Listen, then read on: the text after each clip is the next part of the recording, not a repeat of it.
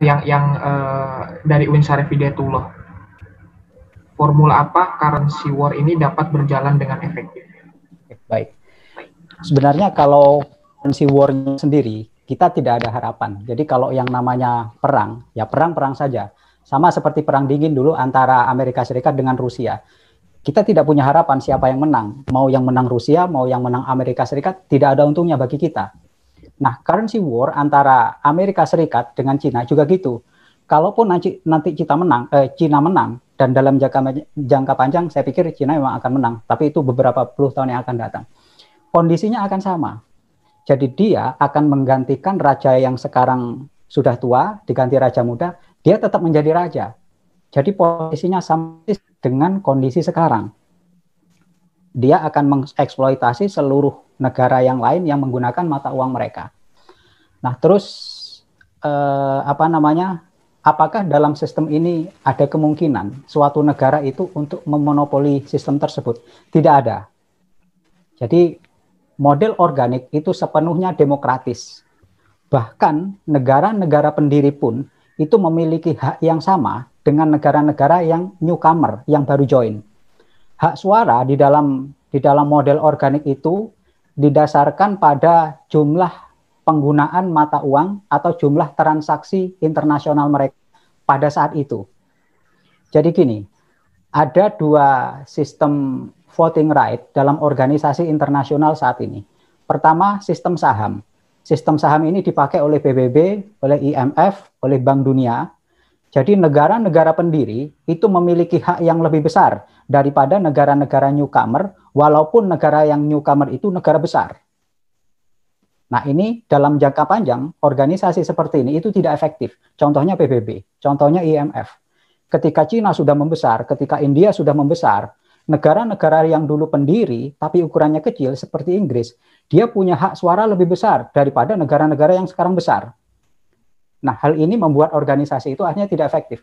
Nah, sedangkan model organik itu menggunakan sistem seperti koperasi.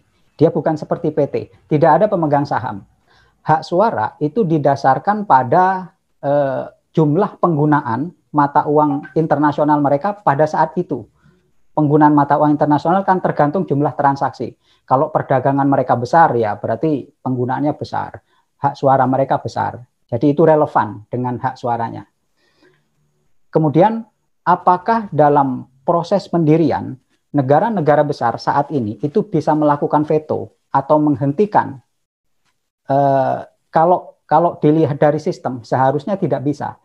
Karena model organik ini, modelnya itu seperti euro. Jadi dia bisa didirikan di suatu tempat dan hanya disetujui oleh mereka yang mendirikan dan yang menyetujui, tanpa harus disetujui oleh negara-negara di luar itu.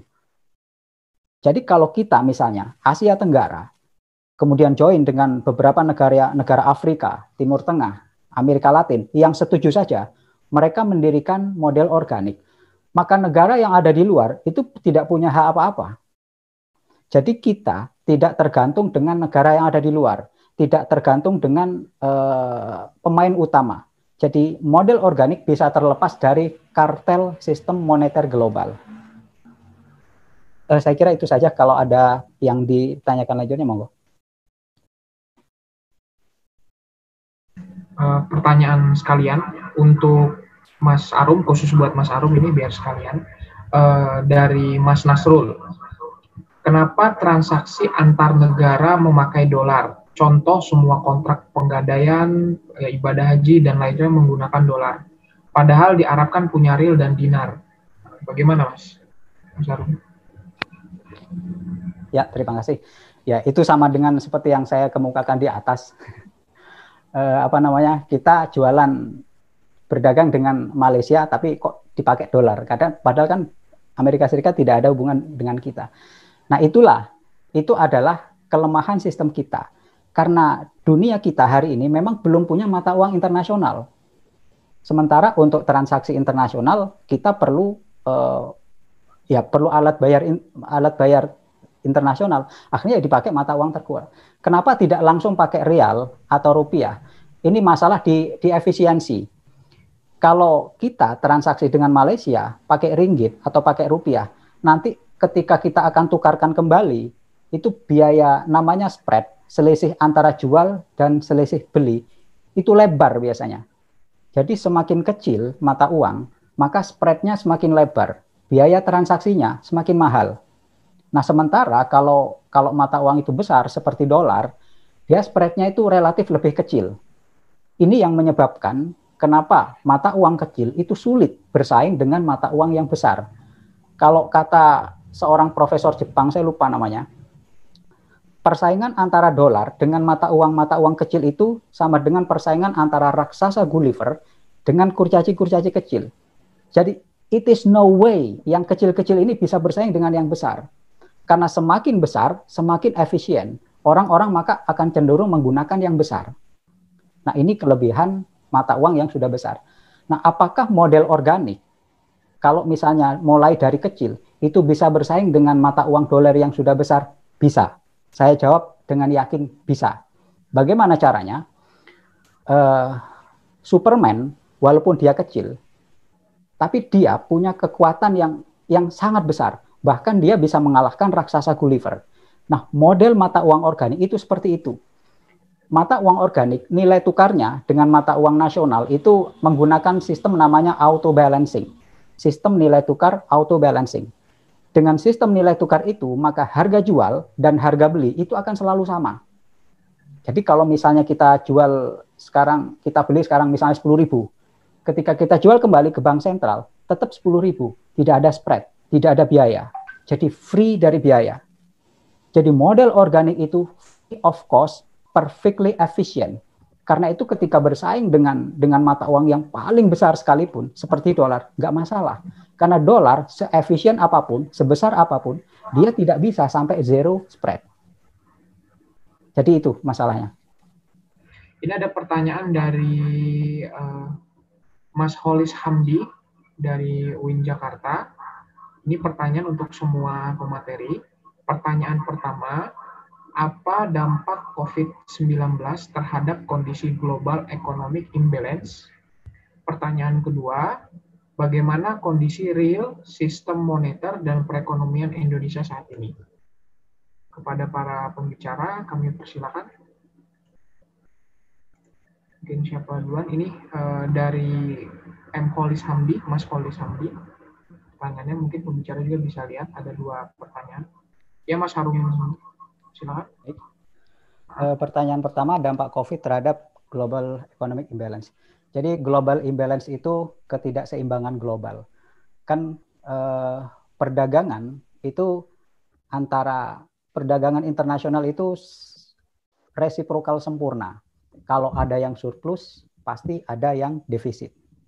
Nah, jadi kalau ada negara-negara besar yang surplus, maka pasti ada negara-negara lain yang defisit. Nah, kondisi real ekonomi kita itu seperti itu. Ada banyak negara yang surplus besar, sementara di sisi lain ada negara yang defisit besar. Nah, ini yang disebut dengan global imbalance.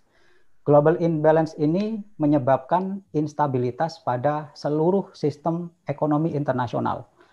Negara-negara yang defisit mereka cenderung jatuh pada krisis, sedangkan negara-negara yang surplus mereka cenderung bisa mengendalikan harga mata uangnya. Nah, dengan sistem yang sekarang, global imbalance ini tidak pernah mengecil.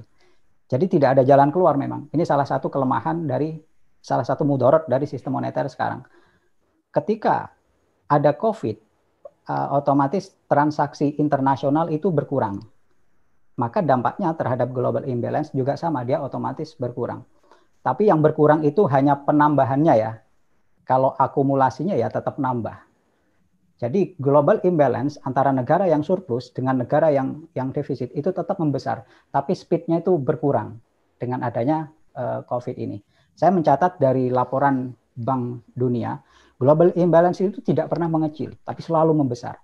Artinya suatu saat dunia pasti jatuh ke krisis lagi. Kemudian bagaimana kondisi real moneter ekonomi Indonesia saat ini?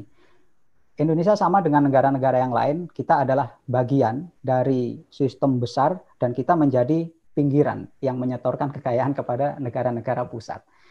Dan setiap sesuatu yang terjadi di Amerika Serikat pasti berpengaruh terhadap kita. Kalau Amerika Serikat terlalu baik, ke kita jadinya buruk. Amerika Serikat terlalu buruk, ke kita juga buruk. Kalau Amerika Serikat sedang-sedang saja, nah baru itu baik. Ini adalah kelemahan menjadi negara-negara pinggiran. Jadi kita tidak bisa memutuskan harus begini atau harus begitu. Kita harus melihat dulu kebijakan ekonomi Amerika seperti apa, nah baru kita menyesuaikan. Jadi kondisi kita ya seperti itu. Enggak. Terus dampak COVID terhadap ekonomi, terhadap perdagangan internasional kita, kalau kita melihat dari sisi surplus dan defisit, COVID ini justru membuat perdagangan kita surplus. Kenapa? Karena aktivitas industri di negara kita itu berkurang. Akhirnya impornya turun. Sementara penjualan kita, ekspor kita itu kan sumber daya alam yang banyak. Nah itu tidak berpengaruh. Yang paling kena COVID adalah industri. Jadi sebenarnya turunnya impor kita, saya malah melihatnya itu bukan positif. Walaupun kita surplus, tapi justru industri kita melambat. Ya, saya kira itu saja. Ini saya mempersilakan kepada Cak Heri untuk memberikan kata-kata penutup, tanggapan, dan pernyataan lainnya kepada Cak Heri. Cak Heri, saya persilakan. Baik, terima kasih Bang Sena. Saya secara umum dan sepenuhnya secara menyimak diskusi tadi. Dan bagi kami ini luar biasa. Pertama begini, tadi ada salam dari Romo Agung sebelum beliau live grup tadi, bahwa ini adalah sebuah inisiatif yang luar biasa karena sudah bicara masalah bukan lagi menolak sistem, tapi alternatif sistemnya seperti apa yang harus dikembangkan. Jadi kalau di gerakan rakyat di dunia ketiga itu rata-rata kan mereka menolak sistem yang zalim lah gitu. Tapi tidak berbicara tentang alternatif modelnya. Nah, alhamdulillah hari ini dari pemaparan Mas Abdurrahman Arum, kemudian dari Mas Arief, kemudian dari Mas Sony, kita berbicara pada level yang sangat realistis, berbicara pada level yang juga berbicara pada kebijakan tata dunia yang adil. Jadi justru kemudian adalah bagaimana gerakan menuju tata dunia yang adil ini kita kembangkan, kita dorong menjadi sebuah gerakan global. Kalau tadi kita bicara adalah gerakan non-blok dalam level currency, dalam level ekonomi, maka sudah semestinya ini apa yang dirintis Bung Karno dulu dengan gerakan non-blok sebagai alternatif bagi blok barat dan blok timur, itu juga dikembangkan dalam level yang berbeda pada satu semangat yang sama. Saya kira ini mungkin karena di tengah kebuntuan global, di tengah bagaimana para pihak yang terlibat di dalam konflik, di dalam perebutan ruang, itu memerlukan kelompok tengah, memerlukan kelompok alternatif yang bisa memberikan penyelesaian secara adil, dan justru mungkin bisa dari kelompok-kelompok seperti Indonesia ini. Nah, tadi juga dari beberapa narasumber menginginkan ada satu forum yang lebih serius, forum yang lebih sustainable, karena ini tidak bisa hanya selesai satu putaran pemikiran ya. Ini perlu ada sustainable semacam round table discussion gitu ya, baik di dunia maya maupun di dunia di offline pada saatnya.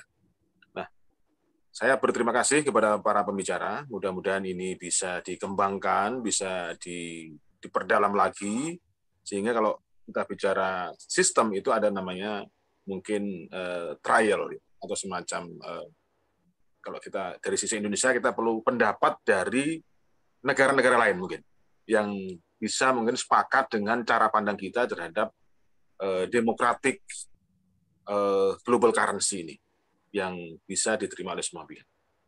Mungkin demikian ya.